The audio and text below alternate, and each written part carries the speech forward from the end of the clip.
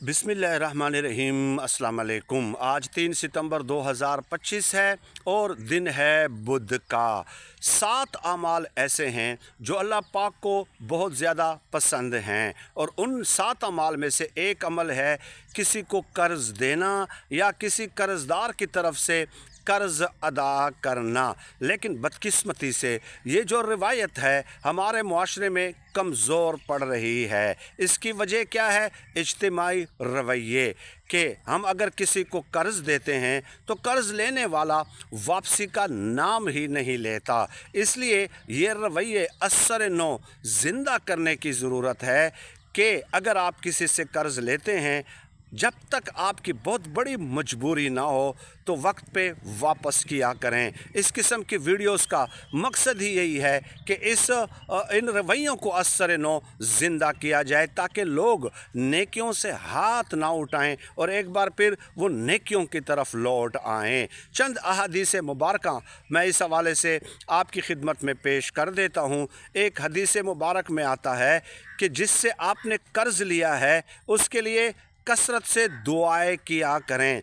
कसरत से दुआओं का लफ्ज़ है और कर्ज़ वक्त पे वापस किया करें क्योंकि मुश्किल वक्त में उसने आपकी मदद की है। एक और हदीस मुबारक का मफ़हूम सुन लें कि सदका देने का सवाब अगर 10 गुना है तो कर्ज़ देने का सवाब 18 गुना है। यानी कि सदका देने से ज़्यादा सवाब है कर्ज़ देने का। और एक और हदीस मुबारक का भी मफ़हूम सुन लें कि अगर आपने किसी को कर्ज़ दिया है, फ़र्ज़ किया मैं मिसाल दे देता हूँ कि 1 लाख रुपए आपने कर्ज़ दिया और 30 दिन की मोहलत दी है, तो अब रोज़ाना आपके नामा अमाल में 18 गुना सवाब लिखा जाएगा। रोज़ाना रकम आपने एक दफ़ा दी है 1 लाख की 30 दिनों के लिए, लेकिन 30 दिनों तक 18 गुना सवाब आपके नामा अमाल में लिखा जाएगा।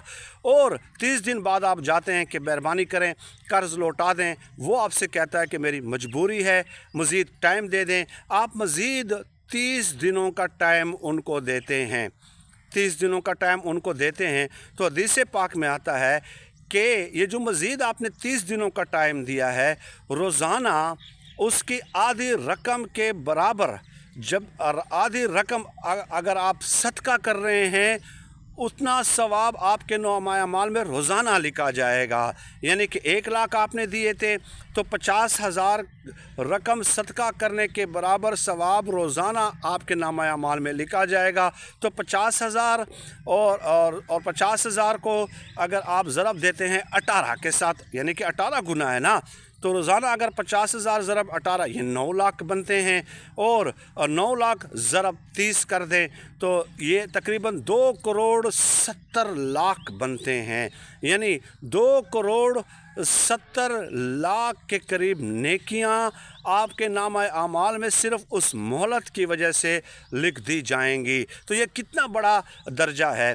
लेकिन इट डज़ंट मीन कि आप ये कहें कि आप जो है ना कर्ज़ ताख़ीर का शिकार करते रहें। नहीं, रवैया आपने ये डेवलप करना है कि हमने बर वक्त वापसी करनी है। लेकिन अगर आप मोहलत दे देते हैं तो आपको इतना बड़ा दर्जा मिल जाता है। सही बुखारी शरीफ की एक हदीस है कि क़यामत के दिन एक शख्स आएगा, उसके नामा अमाल में कोई नेकी नहीं होगी, लेकिन सिर्फ़ एक नेकी होगी कि वो जब भी कर्ज़ देता था तो लोगों को रियायत देता था कि यार चलें, नहीं है तो महीने बाद लौटा दें, 2 महीने बाद लौटा दें, 3 महीने बाद लौटा दें। तो अल्लाह पाक उन्हें हाज़िर करेंगे और कहेंगे कि आप ऐसा क्यों करते थे? तो वो शख्स कहेगा कि अल्लाह, मैं लोगों को रियायत इसलिए देता था कि मुझे लगता था कि शायद इसकी कोई मजबूरी होगी, ये बेचारा मजबूर होगा, इसलिए मैं हर बार कर्ज़ में जो है उनको रियायत दे देता था। तो अल्लाह पाक फरमाते हैं कि भाई आपका इतना मकान, आप इतने रियायत देते हैं तो असल रियायत देने का मुस्तहिक वो तो मैं हूँ, हकदार तो मैं हूँ, ये अथॉरिटी तो मेरे पास है। जाओ, मैंने आपको रियायत दे दी है और इस एक अमल की वजह से आपको जन्नत भेजता हूँ।